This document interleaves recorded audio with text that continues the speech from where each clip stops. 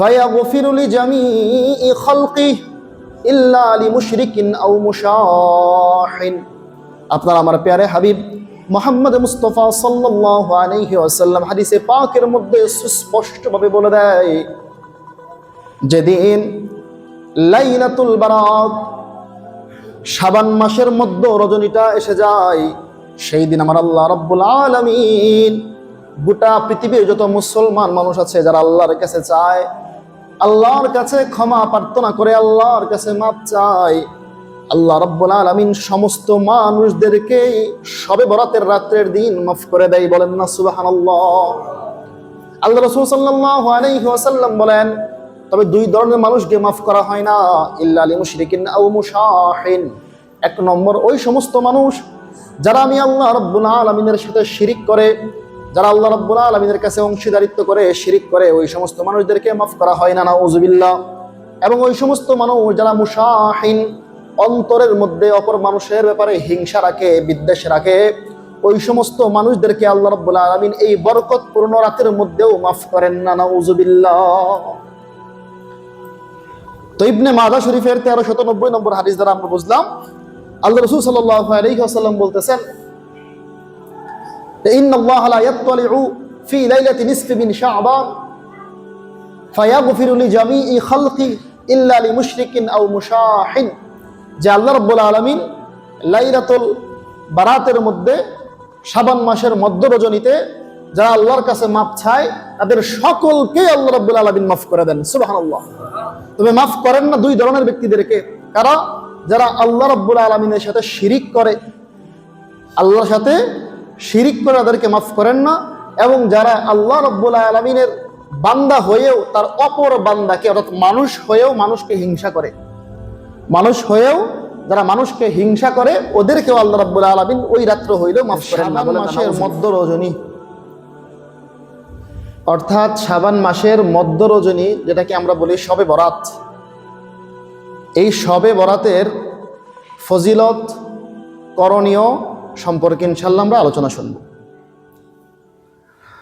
তো শবে বরাত আমরা বলি, আমরা শাবান মাসের মধ্য রজনীটাকে শবে বরাত হিসেবে আমরা জানি, আমরা চিনি। শবে বরাত, এখানে দুইটা শব্দের মিশ্রণ হয়েছে, একটা হচ্ছে শব আর একটা হচ্ছে বারাত। শব এটা হচ্ছে ফার্সি শব্দ যার অর্থ হচ্ছে রাত্র, বারাত যার অর্থ হচ্ছে আরবি শব্দ যার অর্থ হচ্ছে মুক্তি, অর্থাৎ দুইটা শব্দকে একত্রিত মিলাইলে হয় মুক্তির রাত্র। শবে বারাত মানে হচ্ছে এমন একটা রাত্র যে রাত্রের মধ্যে মুক্তি পাওয়া যায়। তো কি থেকে মুক্তি পাওয়া যায়? দুই ধরনের জিনিস থেকে মুক্তি পাওয়া যায়। এক নম্বর হচ্ছে, গুনাহগার বান্দা শবে বারাত এই মুক্তির রাত্রের মধ্যে যদি ইবাদত বন্দেগী করে, আল্লাহর কাছে ক্ষমা চায়, আল্লাহ রাব্বুল আলামিন তার জিন্দেগীর গুনাহগুলোই মাফ করে দেন। বলেন না সুবহানাল্লাহ। আরেকটা হচ্ছে, মুক্তি পাওয়া যায়, নেককার বান্দারা অনেক সময় হতাশাগ্রস্ত থাকে। নেককার বান্দারা, সে গুনাহগার না, তারপরে হতাশাগ্রস্ত, হতাশ, হতাশ, পেরেশান, টেনশন। নেককার বান্দারা ওই রাত্রের মধ্যে আল্লাহর পক্ষ থেকে হতাশ থেকে এবং টেনশন থেকেও মুক্তি পেয়ে যায়। বলেন না সুবহানাল্লাহ। তাহলে শবে বারাত যার অর্থ হচ্ছে মুক্তির রাত্র, এই রাত্র থেকে দুই ধরনের মুক্তি পাওয়া যায়। এক নম্বর মুক্তি হচ্ছে গুনাহগার বান্দা তার গুনাহ থেকে মুক্তি পায়। দুই নম্বর মুক্তি হচ্ছে নেককার বান্দা অনেক সময় টেনশনের মধ্যে থাকে, হতাশার মধ্যে থাকে, ওই টেনশন বা হতাশা থেকে আল্লাহ রাব্বুল আলামিন ওই রাত্রের মধ্যে মুক্তি দান করে দেন। বলেন না সুবহানাল্লাহ।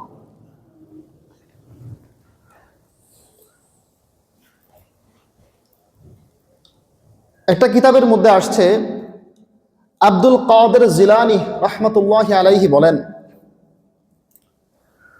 পৃথিবীর মানুষের জন্য ঈদ আছে, আনন্দের দিন আছে দুইটা। দুনিয়ার মানুষ আমরা ঈদ উদযাপন করি দুইটা, ঈদুল ফিতর, ঈদুল আজহার। সারা বছরের মধ্যে আমরা দুইটা দিনকে আনন্দের দিন হিসেবে ঈদ উদযাপন করি। এটা হচ্ছে দুনিয়ার মানুষের নিয়ম। আসমানওয়ালা যত ফেরেশতা আছে তাদেরও দুইটা ঈদের দিন আছে, তাদেরও বছরে দুইটা ঈদ উৎসব আছে। আব্দুল কাদের জিলানী রাহমাতুল্লাহি আলাইহি বলেন, দুনিয়ার যত মানুষ বিচরণ করে মুমিন বান্দা বান্দি তারা বছরের মধ্যে দুইটা দিনকে ঈদ উদযাপন করে, আনন্দ উদযাপন করে। দুনিয়ার মানুষগুলা ঈদ উদযাপন করে দিনের বেলায়, কেননা দুনিয়ার মানুষগুলা রাত্রিবেলায় ঘুমায়, রাত্রিবেলায় বিশ্রাম নেয়, এই জন্য দুনিয়ার মানুষগুলা দিনের বেলায় ঈদ উদযাপন করে। আর আসমানের ফেরেশতা, সমস্ত আসমানের ফেরেশতাগুলা দুইটা দিনকে উদযাপন করে, ঈদ হিসেবে উদযাপন করে দুইটা তারিখকে। আসমানের ফেরেশতারা যেই দুইটা তারিখকে ঈদ হিসাবে উদযাপন করে সেই দুইটা তারিখ হলো রাত্রে বেলা। বলেন না সুবহানাল্লাহ। আব্দুল কাদের জিলানী বলে, দুনিয়ার মানুষগুলা দিনের বেলা ঈদ উদযাপন করে, রাত্রে বেলা ঘুমায়, কিন্তু আসমানের ফেরেশতারা দিন রাত 24 ঘন্টার মধ্যে 1 সেকেন্ড তো তারা ঘুমায় না। না ঘুমানোর কারণে দুইটা রাত্রকে তারা ঈদ হিসেবে উদযাপন করে নাই। বলেন না সুবহানাল্লাহ। সেই দুইটা রাত্র কি? একটা রাত্র হচ্ছে শবে বরাতের রাত্র, আরেকটা রাত্র হচ্ছে শবে কদরের রাত্র। বলেন না সুবহানাল্লাহ। আমরা যেমন ঈদুল আজহা, ঈদুল ফিতরের দিন উদযাপন করি, আনন্দ উল্লাস করি, খুশির দিন থাকে, আসমানওয়ালা সমস্ত ফেরেশতাদের কাছে দুইটা রাত্র অর্থাৎ শবে কদর এবং শবে বরাতের রাত্রগুলা আসমানের ফেরেশতাদের কাছে ঈদ হিসেবে তারা উদযাপন করে। বলেন না সুবহানাল্লাহ।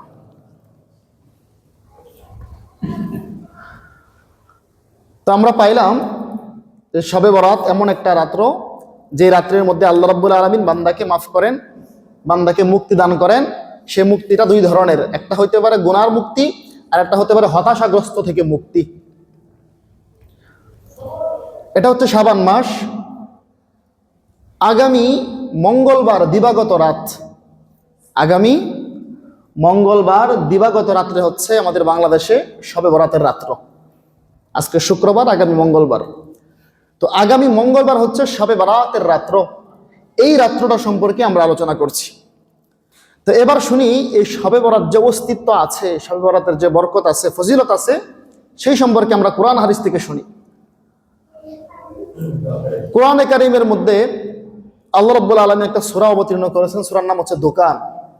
এই দোকান সূরার 3 নম্বর আয়াত আল্লাহ রাব্বুল আলামিন বলেন, ইন্না আনজালনা ফি লাইলাতিন মুবারাকাহ ওয়া ইন্না কুন্না মুনযিরিন। আল্লাহ রাব্বুল আলামিন কোরআনে কারীমের সূরা দুখানের 3 নম্বর আয়াতের মধ্যে বলে দেয়, ইন্না আনজালনা ফি লাইলাতিন মুবারাকাহ। আমি আল্লাহ রাব্বুল আলামিন কোরআনে কারীম এমন একটা কিতাব, যে কিতাবকে আমি আল্লাহ রাব্বুল আলামিন বরকতময় রজনীর মধ্যে দুনিয়ার বুকে অবতীর্ণ করেছি। বলেন না সুবহানাল্লাহ। আল্লাহ বলছেন, ইন্না আনজালনা ফি লাইলাতিন মুবারাকাহ। আমি আল্লাহ রাব্বুল আলামিন বরকতময় কোরআনকে বরকতময় রজনীতে অবতীর্ণ করেছি। অবতীর্ণ মানে হচ্ছে উপর থেকে নিচের দিকে কোনো জিনিস আসা বা ফেলায়া দেওয়া, তাকে বলা হয় অবতীর্ণ হওয়া বা আনজালনা, নাজিল হওয়া। তো আল্লাহ বলছেন বরকতময় রজনীতে আমি আল্লাহ রাব্বুল আলামিন কোরআনকে দুনিয়ার বুকে অবতীর্ণ করেছি। তো এই লাইলাতুল মুবারাকা, এই রাত্রটা কোন রাত্র, এটা নিয়ে মুফাসসিরিনে কেরামের মধ্যে মতনৈক্য আছে।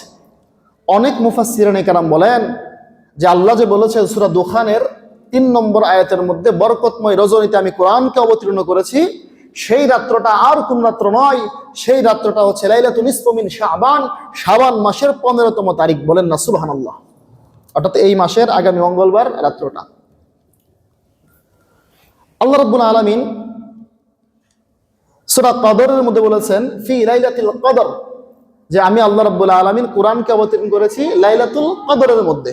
সূরা দুখানে বলেছেন লাইলাতুল মুবারাকা, বরকতময় রাত্রের মধ্যে। সূরা কদরের মধ্যে বলেছেন লাইলাতুল কদরের মধ্যে। তো দুইটা আয়াত কেমন জানি সাংঘর্ষিক হয়ে যায়।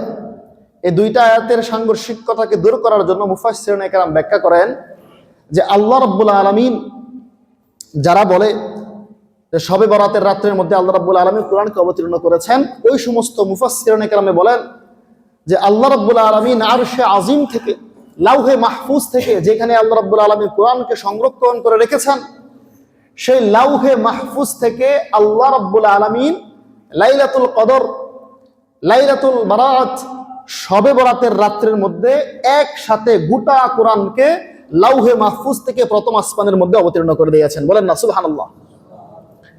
আর আল্লাহ যে বলেছেন সূরা কদরের মধ্যে, লাইলাতুল কদর, শবে কদরের মধ্যে আল্লাহ রাব্বুল আলামিন কোরআন অবতীর্ণ করেছেন, তার ব্যাখ্যায় মুফাসসিরিনে কেরাম বলেন যেদিন রাসূল সাল্লাল্লাহু আলাইহি ওয়াসাল্লামের উপরে গারে হেরার মধ্যে সর্বপ্রথম ওহী অবতীর্ণ হয়েছিল, সেই রাত্রটা ছিল লাইলাতুল কদর, শবে কদরের রাত্রের দিন। অর্থাৎ প্রথমত আল্লাহ রাব্বুল আলামিন লাউহে মাহফুজ থেকে প্রথম আসমানে কোরআন অবতীর্ণ করেছেন, তারপরে সর্বপ্রথম যেদিন রাসূল সাল্লাল্লাহু আলাইহি ওয়াসাল্লামের কাছে অবতীর্ণ করেছেন, সেই দিনটা ছিল হচ্ছে লাইলাতুল কদর। এই ব্যাখ্যাটা করলে আর কোনো ধরনের সাংঘর্ষিক থাকে না। তো যাই হোক, তো কোরআনের মাধ্যমেও আমরা বুঝলাম কিছু কিছু মুফাসসিরিনে কেরামের মতে শবে বরাতের রাত্রটা এই জন্যই বরকতপূর্ণ রাত্র যে আল্লাহ রাব্বুল আলামিন এই রাত্রের মধ্যে কোরআন অবতীর্ণ করেছেন। কোত্থেকে? লাউহে মাহফুজ থেকে প্রথম আসমান পর্যন্ত। তো এবার আমরা শুনি হাদিসের আলোকে এই রাত্রটার কি গুরুত্ব। হাদিসে পাকের মধ্যে আসছে, ইবনে মাদা শরীফের হাদিস, ইবনে মাদা শরীফের 1390 নম্বর হাদিস। ওই হাদিসের মধ্যে রাসূল সাল্লাল্লাহু আলাইহি ওয়াসাল্লাম বলেন, অকাল রাসূলুল্লাহ সাল্লাল্লাহু আলাইহি ওয়াসাল্লাম, অকাল রাসূলুল্লাহ সাল্লাল্লাহু আলাইহি ওয়াসাল্লাম, ইন্নাল্লাহা লা ইয়াত্তালিউ ফি লাইলাতি নিসফি মিন শাবান ফায়াগফিরু লিজামিই খালকিহি ইল্লা লিমুশরিকিন আও মুশাহিন।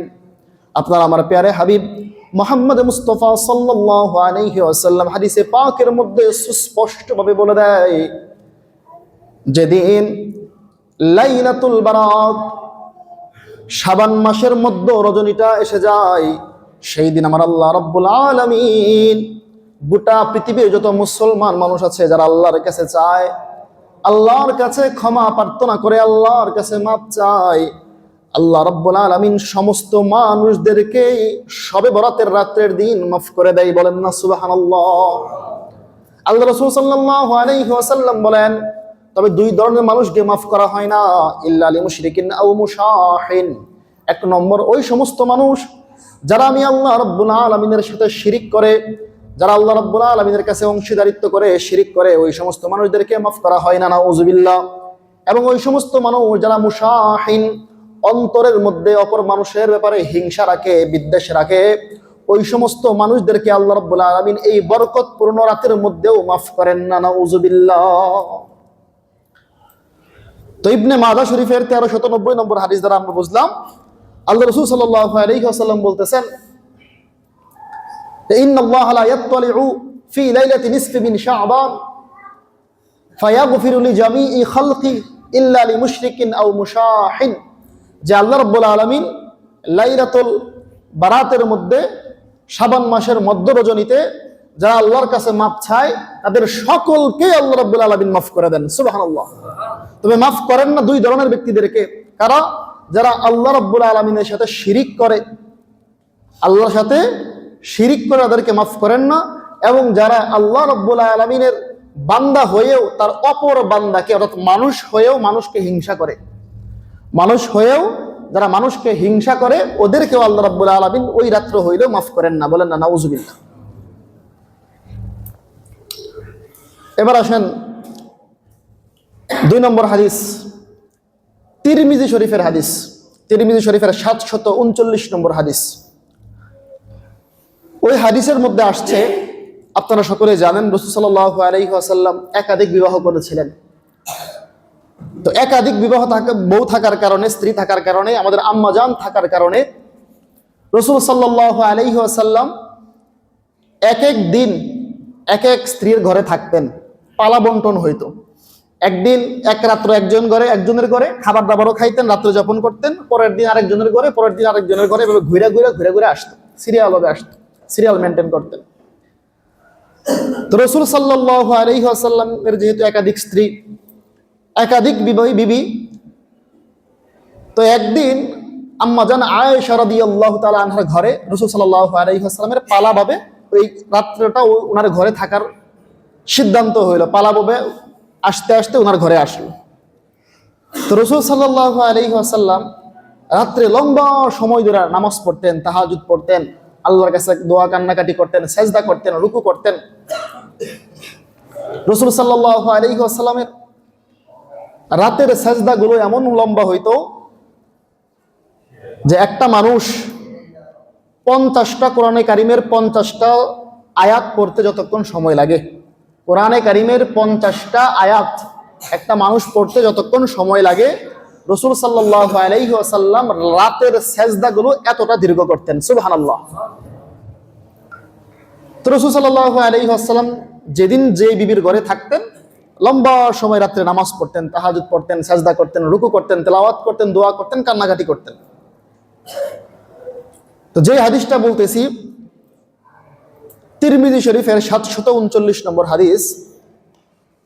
তো ওই হাদিসের মধ্যে আসছে আম্মাজান আয়েশা রাদিয়াল্লাহু তাআলা আনহার ঘরে রাসূল সাল্লাল্লাহু আলাইহি ওয়াসাল্লাম রাত্রি যাপন করছেন। আম্মাজান আয়েশা ঘুমায় গেছেন, রাসূল সাল্লাল্লাহু আলাইহি ওয়াসাল্লাম হঠাৎ করে ঘর থেকে নাই। আম্মাজান আয়েশা মনে করছেন হঠাৎ করে ঘুম ভাঙছে, ঘুম ভাঙার পরে দেখতেছে আমার স্বামী আমার ঘরের মধ্যে নাই, আমার বিছানায় নাই। আম্মাজান আয়েশা রাদিয়াল্লাহু তাআলা আনহা, নারীদের একটা স্বভাবগত জিনিস যে মনে করে যে না জানি আমার স্বামী অন্য কোনো ঘরে গিয়েছে কিনা, আমার পালা অবস্থায় আমার ঘরে আজকে রাত্রি যাপন করবেন, কিন্তু অন্যের ঘরেই কি গেছে কিনা এটা যাচাই করার জন্য, দেখার জন্য তিনি ঘর থেকে বের হইলেন। অনেক খোঁজাখুঁজির পরে পাচ্ছেন না, অনেকক্ষণ খোঁজার পরে তিনি দেখলেন জান্নাতুল বাকির মধ্যে রাত্রিবেলায় রাসূল সাল্লাল্লাহু আলাইহি ওয়াসাল্লাম বৈশা কবর জিয়ারত করতেছেন, কান্নাকাটি করতেছেন, দোয়া করতেছেন। আম্মাজান আয়েশা রাদিয়াল্লাহু তাআলা আনহা পিছন দিক দিয়ে রাত্রিবেলায় আসছেন, রাসূল সাল্লাল্লাহু আলাইহি ওয়াসাল্লাম কবরস্থানের মধ্যে জান্নাতুল বাকি।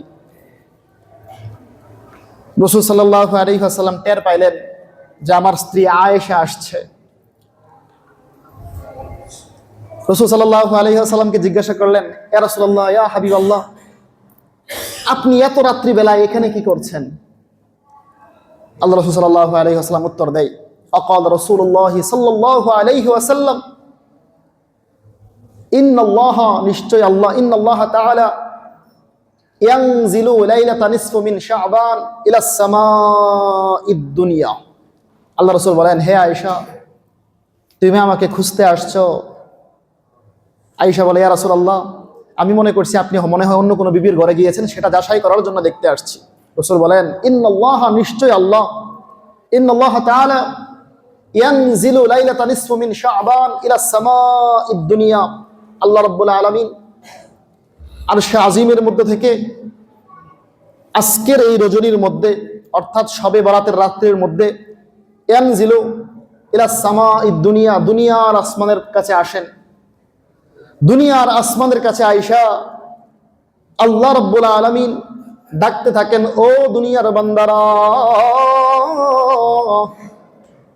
ও দুনিয়ার গুনাহগার বান্দারা, আমার গুনাহগার বান্দা, তোমাদের কার কি প্রয়োজন আমার কাছে চাও, আমি আল্লাহ রাব্বুল আলামিন তোমাদের সমস্ত প্রয়োজন আজকের রাত্রের মধ্যে তোমাদের প্রয়োজন মিটিয়ে দেব। বলেন না সুবহানাল্লাহ। আল্লাহ রাব্বুল আলামিন গুনাহগার বান্দাদেরকে ডাক দিয়ে বলেন, ইয়া বান্দা, যারা তোমরা গুনাহগার, আমার কাছে ক্ষমা চাও, আমি আল্লাহ রাব্বুল আলামিন তোমাদের সমস্ত গুনাহগুলোকে মাফ করে দিব। সুবহানাল্লাহ। ও দুনিয়ার বান্দা, তোমরা কারা অভাবগ্রস্ত, আমি আল্লাহ রাব্বুল আলামিনের কাছে রিজিক চাও, আমি রাজ্জাক, রিজিক দাতা, আমি আল্লাহ রাব্বুল আলামিন আজকের এই রজনীর বরকতে, শবে বরাতের বরকতে তোমাদের জীবনের সমস্ত অভাব অনটন দূর করে দিব। সুবহানাল্লাহ। এইভাবে আল্লাহ রাসূল সাল্লাল্লাহু আলাইহি ওয়াসাল্লাম বলেন, আল্লাহ রাব্বুল আলামিন প্রথম আসমানে তিনার একটা বিশেষ রহমত আইসা, কুদরতি দৃষ্টি আইসা মানুষদেরকে লক্ষ্য করে ডাকতে থাকে। আল্লাহ রাসূল সাল্লাল্লাহু আলাইহি ওয়াসাল্লাম হাদিসের শেষ অংশে বলেন, ও আয়েশা, তুমি কি জানো এই রাত্রটা কত গুরুত্বপূর্ণ? রাসূল বলেন, দেখো, লা ইয়াগফিরু লিআকথারি মিন আদাদি শা'রি গানামি কালব। আল্লাহ রাসূল বলেন যে কলব গোত্রের যতগুলো বকরি আছে, ছাগল আছে, শত শত ছাগল ছিল সেই কলব গোত্রের মধ্যে। এই কলব গোত্রের যতগুলো ছাগল বকরি আছে, এই সমস্ত ছাগল বকরির পশমের সমপরিমাণ মানুষকে আল্লাহ রাব্বুল আলামিন এই শবে বরাতের রাত্রির মধ্যে মাফ করে দেন। সুবহানাল্লাহ। একটা ছাগলের মধ্যে কতগুলো পশম হইতে পারে? আর সেই ছাগলের সংখ্যা যদি হয় হাজার হাজার, শত শত, তাহলে কত কোটি কোটি পশম হবে? সেই পশমের সমপরিমাণ মানুষকে আল্লাহ রাব্বুল আলামিন লাইলাতুন নিসফু মিন শাবান অর্থাৎ শবে বরাতের রাত্রির মধ্যে আল্লাহ মাফ করে দেন। বলেন না সুবহানাল্লাহ। তাহলে আমাদেরকে সেই রাত্রটাকে কিভাবে গ্রহণ করা উচিত, কতটা গুরুত্বের সহকারে সেই রাত্রটাকে আমাদের জীবনের জন্য গনিমত মনে করা উচিত, যে এই রাত্রির মধ্যে কোটি কোটি মানুষকে আল্লাহ রাব্বুল আলামিন এক রাত্রের মধ্যে মাফ করে দেন। সুবহানাল্লাহ। 3 নম্বর হাদিস শবে বরাত সম্পর্কে। 3 নম্বর হাদিস হচ্ছে ইবনে মাজাহ শরীফের হাদিস, হাদিস নম্বর হচ্ছে 1388 নম্বর হাদিস। রাসূল সাল্লাল্লাহু আলাইহি ওয়াসাল্লাম বলেন, وقال رسول الله صلى الله عليه وسلم إذا كانت ليلة نصف من شعبان فصوموا يومها فقوموا ليلها وصوموا يومها। আল্লাহ রাসূল বলেন, إذا كانت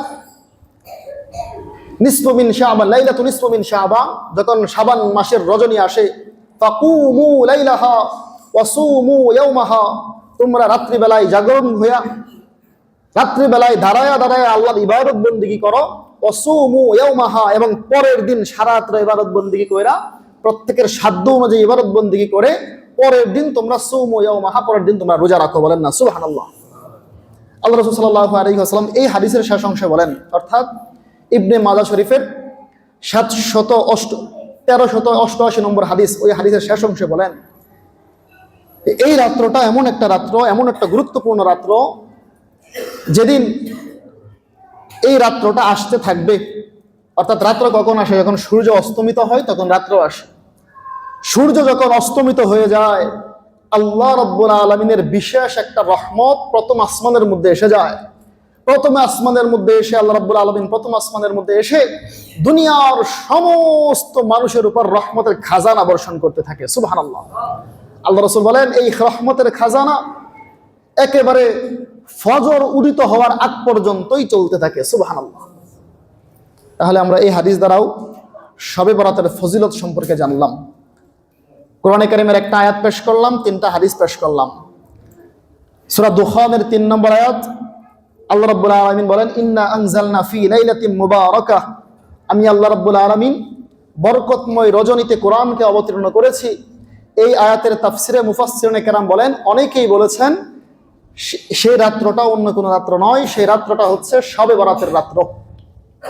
মুফাসসিরিনে কেরাম আরো ব্যাখ্যা করেন যে আল্লাহ রাব্বুল আলামিন লাউহে মাহফুজ থেকে কোরআনে কারীমকে এই রাত্রের মধ্যে, শবে বরাতের রাত্রের মধ্যে লাউহে মাহফুজ থেকে প্রথম আসমানের মধ্যে অবতীর্ণ করেছেন। সুবহানাল্লাহ। 2 নম্বর আমরা হাদিস পেশ করলাম। আল্লাহ রাসূল সাল্লাল্লাহু আলাইহি ওয়াসাল্লাম বলেছেন, ইবনে মাজাহ শরীফের হাদিস, যে আল্লাহ রাব্বুল আলামিন বলেন, যেদিন শবে বরাতের রাত্র আসে সেদিন আল্লাহ রাব্বুল আলামিন দুনিয়ার বুকে যারা আল্লাহর কাছে ক্ষমা চায় সমস্ত মানুষদেরকে মাফ করে দেন, ইল্লা লি মুশরিকিন আও মুশাহিন, তবে ওই সমস্ত মানুষ যারা আল্লাহর সাথে শিরিক করে তাদেরকে মাফ করেন না, এবং যারা হিংসা রাখে তাদেরকে, যারা মানুষের প্রতি হিংসা রাখে তাদেরকে মাফ করেন না। 2 নম্বর আমরা হাদিস পেশ করলাম, তিরমিজি শরীফের হাদিস 739 নম্বর হাদিস। ওই হাদিসের মধ্যে আমরা বুঝলাম, শুনলাম যে আল্লাহ রাসূল সাল্লাল্লাহু আলাইহি ওয়াসাল্লাম বলেছেন, শবে বরাতের রাত্রের দিন আল্লাহ রাব্বুল আলামিনের বিশেষ একটা রহমত প্রথম আসমানে আসে, সমস্ত মানুষদেরকে ডাকতে থাকে, কার কি প্রয়োজন মিটানে আল্লাহ রাব্বুল আলামিন মিটিয়ে দিবেন। এমনকি রাসূল সাল্লাল্লাহু আলাইহি ওয়াসাল্লাম বলেছেন, কলব গোত্রের যতগুলো ছাগল আছে সেই ছাগলের পশম পরিমাণ মানুষদেরকে এই রাত্রির মধ্যে আল্লাহ ক্ষমা করে দেন। সুবহানাল্লাহ। 3 নম্বর আমরা হাদিস পেশ করলাম ইবনে মাজাহ শরীফের হাদিস 1388 নম্বর হাদিস। ওই হাদিসের মধ্যে রাসূল সাল্লাল্লাহু আলাইহি ওয়াসাল্লাম বলেছেন, ইদা কানাত লাইলাতুল নিসফি মিন শাবান, যেদিন শাবান মাসের মধ্য রজনী আসে, ফাসুমু ইয়াওমাহা ফাকুমু ইয়াওমাহা ফাকুমু, তোমরা রাত্র দাঁড়ায় দাঁড়ায় ইবাদত বন্দেগী করো, ওয়াসুমু ইয়াওমাহা, রাত্রি বেলায় আল্লাহর ইবাদত বন্দেগী করো এবং দিনের বেলায় আল্লাহ রাব্বুল আলামিনের জন্য সন্তুষ্টির জন্য রোজা রাখো। যদি রোজা রাখতে পারো আল্লাহ রাব্বুল আলামিন ওই সারাটা রাত্র ইবাদত বন্দেগী করলে তোমাদের উপরে বিশেষ রহমতের খাজানা বর্ষণ করে দিবেন। বলেন না সুবহানাল্লাহ। এবার আসি, এই রাত্রে এত বরকতপূর্ণ হওয়ার পরেও কিছু মানুষ আছে তারা মাপ পাবে না, আল্লাহর রহমত থেকে নৈরাশ হবে, বঞ্চিত হবে। এরা কারা কারা? এত গুরুত্বপূর্ণ রাত্র হওয়ার পরেও, এত বরকতপূর্ণ রাত্র হওয়ার পরেও কয়েক শ্রেণীর মানুষ আছে যারা শবে কদর, শবে বরাতের মধ্যেও আল্লাহর পক্ষ থেকে মাফ পাবে না। অবশ্যই সেই শ্রেণীর মানুষ থেকে আমাদেরকে বিরত থাকতে হবে। তো কারা কারা মাফ পাবে না? 1 নম্বর, যারা মুশরিক। 1 নম্বর, যারা মুশরিক, আল্লাহর সাথে শিরিক করে। শিরিক এত মারাত্মক গুনাহ হওয়ার কারণ হচ্ছে, যারা শিরিক করে এর মানে হচ্ছে এর মানে তারা বুঝাইতে চায় যে আল্লাহ রাব্বুল আলামিন একা একা গোটা পৃথিবীকে নিয়ন্ত্রণ করার মতো ক্ষমতা রাখেন না। বলেন না নাউজুবিল্লাহ। আল্লাহর শক্তিকে অস্বীকার করা, আল্লাহর সাথে অংশীদার বানানো মানেই হচ্ছে আল্লাহ অক্ষম, আল্লাহ একা একা সবকিছু করতে পারে না, তাই আল্লাহর সাথে আরেকজনকে অংশীদারিত্ব করলাম। আল্লাহ বলেছেন, সেজদার উপযুক্ত একমাত্র আমি আল্লাহ, আমি ছাড়া আর কেউ সেজদা নিতে পারবে না, সেজদা গ্রহণ করতে পারবে না। কোনো মানুষ যদি কোনো মানুষকে সেজদা করে, কোনো পাথরকে সেজদা করে, কোনো গাছকে সেজদা করে, কোনো প্রাণীকে সেজদা করে, আল্লাহর কোনো সৃষ্টি বস্তুকে সেজদা করে, তো সরাসরি সে আল্লাহর সাথে শিরিক করলো। আল্লাহর যে অধিকারটা সে অন্য কাউকে দেওয়ার মাধ্যমে সে শিরিক করলো। বলেন না নাউজুবিল্লাহ। কেউ যদি আকীদা বিশ্বাস লালন করে যে কাল কিয়ামতের দিন আল্লাহ রাব্বুল আলামিন আমাকে পার করবেন, আল্লাহ আমাকে মাফ করবেন, আল্লাহ আমাকে মুক্তি দিবেন, যদি কেউ আকীদা বিশ্বাস লালন করে যে অমুক ব্যক্তির ইবাদত বন্দেগী যদি করা যায়, অমুক ব্যক্তিরকে যদি সন্তুষ্ট করা যায়, সে আমাকে মুক্তি দিবে, তাহলে সে আল্লাহর সাথে শিরিক করলো। অনেক মানুষ অবুঝ, বোঝে না, তারা মনে করে আমাদের নামাজ রোজার কোনো প্রয়োজন নাই, আমার অমুক পীর সাহেবকে যদি আমি সন্তুষ্ট করতে পারি, সেবা করার মাধ্যমে, টাকা পয়সা দেওয়ার মাধ্যমে, তার কথাবার্তা মানার মাধ্যমে ওই ব্যক্তি আমাকে কাল কিয়ামতের দিন পার করে দিবে। নাউজুবিল্লাহ। এমন আকীদা বিশ্বাস যদি কেউ করে, সরাসরি সে শিরিক করলো, আল্লাহর সাথে শিরিক করলো। কেননা কিয়ামতের মাঠে এমন একটা পরিস্থিতি হবে যে আল্লাহ ছাড়া কোনো মানুষ যে আল্লাহর সামনে কথা বলবে, মুখ খুলবে, এটারও কারো সাহস থাকবে না। আল্লাহ যাকে অনুমতি দিবেন, অর্থাৎ মুহাম্মদ মুস্তাফা সাল্লাল্লাহু আলাইহি ওয়াসাল্লাম ছাড়া আর কেউ সেই হাসরের কঠিন ময়দানে মুখ খোলার সাহস থাকবে না। তো এমন কঠিন ময়দানের অবস্থা থাকার পরেও যারা বিশ্বাস করে আমার পীর সাহেব বা আমার বাবা আমাকে সেই হাসরের ময়দানে পার করে দিবে, অবশ্যই অবশ্যই সে শিরিক করলো। আর যারা শিরিক করবে, মুশরিক হবে। আল্লাহ রাসূল সাল্লাল্লাহু আলাইহি ওয়াসাল্লাম বলেন, শবে বরাতের এত গুরুত্বপূর্ণ রাত্র হওয়া সত্ত্বেও, এত বরকতপূর্ণ রাত্র হওয়া সত্ত্বেও আল্লাহ রাব্বুল আলামিন এদেরকে মাফ করবেন না। বলেন না নাউজুবিল্লাহ। 2 নম্বর শ্রেণীর মানুষ যাদেরকে আল্লাহ রাব্বুল আলামিন এই বরকতময় রাত্রের মধ্যেও মাফ করবেন না, তারা হচ্ছে মুশাহিন, তারা হচ্ছে হিংসুক মানুষ, যারা অন্যের প্রতি হিংসা বিদ্বেষ রাখে। দেখেন, সৃষ্টিগতভাবে আল্লাহ রাব্বুল আলামিন যত মানুষ সৃষ্টি করেছেন সবার মর্যাদা সমান। সৃষ্টিগতভাবে আপনি হতে পারে কোটিপতি, আপনি হতে পারেন বড় একজন নেতা, আপনি হতে পারেন রাষ্ট্রপ্রধান, কিন্তু সৃষ্টির দিকে বিবেচনায় আপনি যতদিন মায়ের পেটে ছিলেন, আপনার জন্য আল্লাহ রাব্বুল আলামিন যেই জান্নাত বানিয়েছেন, আপনার জন্য যেই জাহান্নাম বানিয়েছেন, পৃথিবীর সবচেয়ে বড় মানুষটার জন্য আল্লাহ রাব্বুল আলামিন সেই জান্নাত জাহান্নাম বানাইছেন। এমনকি সেই মানুষটা মায়ের গর্ভে এতদিন ছিল, এমনকি মারা যাওয়ার পরে যারা মুসলমান তার জন্য 3.5 হাত কবর খোঁড়া হবে, রাষ্ট্রপ্রধানের জন্য 3.5 হাত কবরই খোঁড়া হবে। তার পুরুষ হইলে কোটিপতি মানুষকেও 3টা কাপড়ই দেওয়া হবে, একজন গরিব মানুষকেও 3টা কাপড়ই দেওয়া হবে।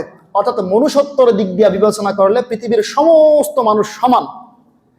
অনেক সময় নিজের ব্রেন খাটায়া, অনেক সময় আল্লাহর অশেষ রহমত পেয়ে অনেক মানুষ অনেক ধনী হয়ে যায়, অনেক উঁচাতে উঠা যায়। আর কিছু মানুষ নিজের বোকামির কারণে গরিবেই থাইকা যায়, অথবা আল্লাহ তাকে পছন্দ করছে গরিব রাখতে, সে গরিবেই থাইকা যায়। অনেক মানুষকে আল্লাহ ব্রেন দিছে শ্রম করার জন্য, হাত পা সুস্থ রাখছে, তারপরে সে কামাই করে না, ইনকাম করে না। তো সে যে ধনী হইতেছে না, ইনকাম করতেছে না, তার ফ্যামিলি সচ্ছলভাবে চলাইতে পারতেছে না, এটা দোষ কি আল্লাহর? আল্লাহর না। আল্লাহ তাকে সব দিছে, ব্রেন দিছে, হাত পা দিছে, কাজ করার জন্য, সে কাজ করে না, সে অলস। এখন সে গরিবই সারা জীবন থাইকা যাইতেছে। ইসলামে কিন্তু এটা চায় না যে তুমি সারা জীবন গরিব থাকো। ইসলাম চায় তুমি উপার্জন করো, তুমি টাকা পয়সার মালিক হও। কেন ইসলাম চায়? দেখেন, ইসলামের যে মৌলিক বিধানগুলো আছে, নামাজ, রোজা, হজ, জাকাত, এগুলোর মধ্যে আপনি যদি দরিদ্র মানুষ হন, অনেক ইবাদতই করতে পারবেন না। কেউ যদি গরিব হয়, সে কি হজ করতে পারবে?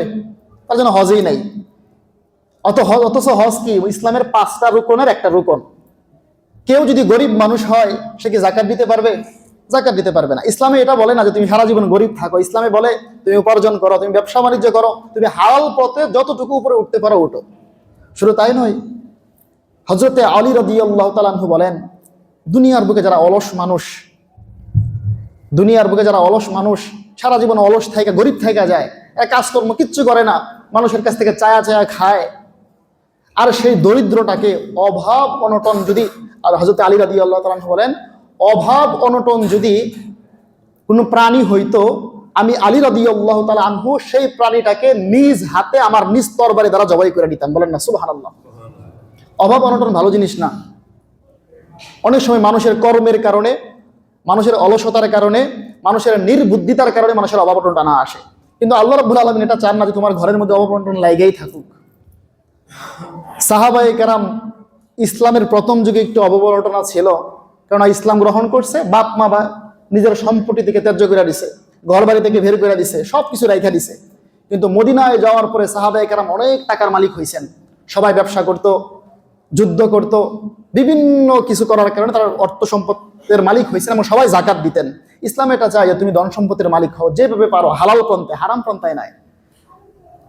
তো যেটা বলতেছিলাম, 2 নম্বর, ওই সমস্ত মানুষ যাদেরকে আল্লাহ রাব্বুল আলামিন মাফ করবেন না, তারা হচ্ছে মুশাহিন, যারা অপর মানুষকে, মানুষ সবাই সমান হওয়া সত্ত্বেও যারা মানুষকে, গরিব মানুষকে হিংসা করে, দরিদ্র মানুষকে হিংসা করে, দেখতেই পারে না, এমন মানুষকে আল্লাহ রাব্বুল আলামিন লাইলাতুল কদর, লাইলাতুল বারাত, শবে বরাতের রাত্র, এত গুরুত্বপূর্ণ রাত্র হওয়ার পরেও ওদেরকে মাফ করবেন না। বলেন না সুবহান, নাউজুবিল্লাহ। আপনার অন্তরে অহংকার আছে কিনা কেমনে বুঝবেন? অহংকার বোঝার একটা সিস্টেম আছে। সিস্টেমটা হচ্ছে, একটা দরিদ্র মানুষ যদি আপনার পাশে দাঁড়ায়, আপনার মনের মধ্যে অনেক সময় যদি খিট ভাব শুরু হয়ে যায়, এই মানুষটা আমার পাশে কেন দাঁড়াইলো? আপনি নামাজ পড়তে আসছেন, একটা গরিব মানুষ আপনার পাশে দাঁড়াইছে, আপনার মনের মধ্যে কেমন যেন লাগতেছে, তো এই মানুষটা আমার পাশে না দাঁড়ালে খুব ভালো হইতো। আপনি বলবেন, বুঝবেন আপনার মনের মধ্যে অহংকার আছে, আপনার মনের মধ্যে হিংসা আছে। আর যদি একদম অনেক ধনাঢ্য মানুষ আপনার পাশে এসে দাঁড়াইছে, আপনার খুব আনন্দ লাগতেছে যে ভালো মানুষটা আমার পাশে দাঁড়াইছে। না, মানুষ হিসেবে সবাই সমান, আল্লাহ কাউকে দিছে, কাউকে দেয় নাই। তো যাদের অন্তরে অহংকার আছে, হিংসা আছে মানুষের ব্যাপারে, এদেরকে আল্লাহ রাব্বুল আলামিন লাইলাতুল কদর বা লাইলাতুল বারাত, শবে বরাতের রাত্রের মধ্যেও মাফ করবেন না, নাউজুবিল্লাহ। 3 নম্বর শ্রেণীর মানুষ, ওই সমস্ত মানুষ যাদেরকে আল্লাহ রাব্বুল আলামিন মাফ করবেন না, তারা হচ্ছে মা বাবার অবাধ্য সন্তান, যারা মা বাবাকে কথায় কথায় গালি দেয়। বাবা মারা গেছে, অনেক ফ্যামিলির হালত আমি বলতেছি, মনে করেন আপনার বাবা মারা গেছে, আপনার মা বেঁচে আছে, আপনার 4-5 জন ভাই, মা মনে করেন একজনের সন্তানের আন্ডারে থাকে, অথবা পালাভাবে এক মাস এক ভাইয়ের কাছে, আরেক মাস আরেক ভাইয়ের কাছে থাকে। ওই মার স্বামী নাই, যার স্বামী নাই সে অসহায়, যেই মহিলার স্বামী নাই সে একেবারে অসহায়। ওই সন্তান সকালবেলা একটা ধমক দেয়, ধমক দিয়ে বসায় রাখে, দুপুরবেলা আরেকটা ধমক দিয়ে বসায় রাখে, রাত্রেবেলা আরেকটা ধমক দিয়ে বসায় রাখে। ছোট বাচ্চার মতো ধমক শুই না, সে কাঁদতে থাকে, যা না জানি আমার সন্তান, না জানি আমার বৌমা কোন দিন কোন দিক দিয়ে আমার ভুল ধরে ফেলে, এরা সন্তান আমাকে অনেক গালাগালি করে, এরকম হয় কিন্তু অনেক ফ্যামিলির মধ্যে। এরা অবাধ্য সন্তান। উচিত ছিল মা আমাকে ছোট্টবেলায় কত কষ্ট করে মানুষ করছে, পেটে নিয়ে কত কষ্ট করছে, ছোট্টবেলায় আমার জন্য কষ্ট না হয় কত স্যাক্রিফাইস করছে। আর আজকে আমার মা তো বৃদ্ধ হয়ে গেছে, স্বামী নাই, অসহায় হয়ে গেছে, দেখার কেউ নাই। আমার উচিত ছিল যতটুকু সম্ভব আমার মার সাথে সারা জীবন ভালো ব্যবহার করব। তো যারা মা বাবার সাথে অসৎ ব্যবহার করে, সৎ ব্যবহার করে না, অবাধ্য সন্তান, আল্লাহ রাব্বুল আলামিন বলেন ওই সমস্ত মানুষদেরকেও এরা এত নাফরমান লাইলাতুল বারাত, শবে বরাতের রাত্র পর্যন্ত ওদেরকে ক্ষমা করা হবে না, নাউজুবিল্লাহ। 3 নম্বর মানুষ ওই সমস্ত মানুষ যারা মদ পান করে, ওদেরকে আল্লাহ রাব্বুল আলামিন এই রাত্রের মধ্যেও মাফ করবেন না। মদ হচ্ছে এমন একটা গুনার কাজ, মদ খাওয়া। হাদিসে পাকের মধ্যে আসছে যারা মদ খায় সমস্ত গুনাহের যে মেইন জিনিসটা, সামারাটা সে গ্রহণ করে ফেলে। মদ এমন একটা গুনাহ, যে গুনার কারণে একটা গুনাহ করলে অটোমেটিক আরো 1000 গুনাহ অটোমেটিক তার ভিতরে এসে যাবে। উদাহরণস্বরূপ, যারা মদ খায় মাতাল হয়ে যায়। মাতাল হইলে তার ব্রেইন আর কোনো কাজ করে না। মাতাল হইলে সে যে কোনো কিছু করতে পারে, উলঙ্গ হয়ে যায়। উলঙ্গ হওয়া কি হারাম না? সতর ডাইকা রাখা ফরজ। যারা মাতলামি করে, মানুষকে গালাগালি করে কি হারাম না? অনেক মানুষ মদ খায়া রাস্তান দিয়ে গালাগালি করতে আসে থাকে, তার নিজের পরনের কাপড় পর্যন্ত ঠিক থাকে না। রাসূল সাল্লাল্লাহু আলাইহি ওয়াসাল্লাম বলেন, দুনিয়ার বুকে যারা মদ পান করে, মাতলামি করে, মানুষদেরকে কষ্ট দেয়, গালিগালাজ করে, এদেরকে এত গুরুত্বপূর্ণ রাত্র হওয়ার পরে আল্লাহ রাব্বুল আলামিন মদ পান করার কারণে এদেরকে মাফ করবেন না। বলেন না নাউজুবিল্লাহ। তো এবার আমরা শুনি যে এই রাত্রির মধ্যে কি কি আমল করা যায়। শবে বরাত বা লাইলাতুন নিসফু মিন শাবানের মধ্যে নির্দিষ্ট কোনো ইবাদত বন্দেগী নাই, নফল ইবাদত করা যায়। যেহেতু রাসূল সাল্লাল্লাহু আলাইহি ওয়াসাল্লাম হাদিসে পাকের মধ্যে বলেছেন, আল্লাহ রাব্বুল আলামিন প্রথম আসমানের মধ্যে আয়েশা বান্দাকে ডাকতে থাকে, কার কি অভাব আছে, কার কি প্রয়োজন আছে আমার কাছে বলো, আমি তোমাদেরকে দিব। তো এই হাদিসগুলোর পরিপ্রেক্ষিতে নফল ইবাদত করা যায়, নফল নামাজ পড়া যায়, কোরআন তেলাওয়াত করা যায়। কোরআন তেলাওয়াত এমন একটা জিনিস, আল্লাহ রাসূল সাল্লাল্লাহু আলাইহি ওয়াসাল্লাম হাদিসে পাকের মধ্যে বলেন, মান ক্বারা হারফান মিন কিতাবিল্লাহ ফালাহু বিহি হাসানা ওয়াল হাসানাতু বিআশরি আমসালিহা লা আকুলু আলিফ লাম মিম হারফুন ওয়ালাকিন আলিফুন হারফুন ওয়া লামুন হারফুন ওয়া মিমুন হারফুন। রাসূল বলেন, কোরআন হচ্ছে এমন একটা কালাম, এই কোরআনের যে হরফগুলো আছে, এই প্রত্যেকটা হরফ তেলাওয়াত করলে ওই বান্দার আমল নামার মধ্যে 10 থেকে 70টা নেকি পর্যন্ত ঢুকে যায়। বলেন না সুবহানাল্লাহ। আল্লাহ রাসূল সাল্লাল্লাহু আলাইহি ওয়াসাল্লাম উদাহরণস্বরূপ বলেন, আলিফ লাম মিম, এই 3টা হরফ সূরা বাকারার 1ম নম্বর আয়াত, আলিফ লাম মিম, এই 3টা হরফ যদি কেউ তেলাওয়াত করে, রাসূল বলেন আমি বলি না এই 3টা হরফ মিলে একটা হরফ সে 10 নেকি পাইলো। রাসূল বলেন বরং আলিফ 10 নেকি, লাম 10 নেকি, মিম 10 নেকি, এই 3টা হরফ পড়ার কারণে অটোমেটিক তার আমল নামার মধ্যে 30টা নেকি ঢুকে যাবে। বলেন না সুবহানাল্লাহ। তো 2য় নম্বর আমরা কোরআন তেলাওয়াত করতে পারি, 3য় নম্বর আল্লাহর কাছে দোয়া করতে পারি, 4র্থ নম্বর আল্লাহ রাব্বুল আলামিনের, যেহেতু রাসূল সাল্লাল্লাহু আলাইহি ওয়াসাল্লাম কবর জিয়ারত করেছেন, রাত্রিবেলায় কবর জিয়ারত করতে পারি। 5ম নম্বর আল্লাহ রাব্বুল আলামিনের কাছে বেশি বেশি কান্নাকাটি করতে পারি। 6ষ্ঠ নম্বর আল্লাহ রাসূল সাল্লাল্লাহু আলাইহি ওয়াসাল্লাম বলেছেন বেশি বেশি জিকির করতে পারি। এবং 7ম নম্বর সবচাইতে গুরুত্ব, জীবনের সমস্ত গুনাহের জন্য অনুতপ্ত হয়ে, লজ্জিত হয়ে আল্লাহর কাছে তওবা করতে পারি। আল্লাহ রাব্বুল আলামিন আমাদেরকে আগামী মঙ্গলবার দিবাগত রাত্র, শবে বরাতের রাত্র, আমাদেরকে সকলকেই ইবাদত বন্দেগী করে আল্লাহর কাছ থেকে ক্ষমা পাওয়ার তৌফিক দান করুন। সকলে বলে আমিন। ওয়া আখির দাওয়ানা আলহামদুলিল্লাহি রাব্বিল আলামিন। যারা সুন্নাত পড়ে নাই সুন্নাত পড়ে নেই।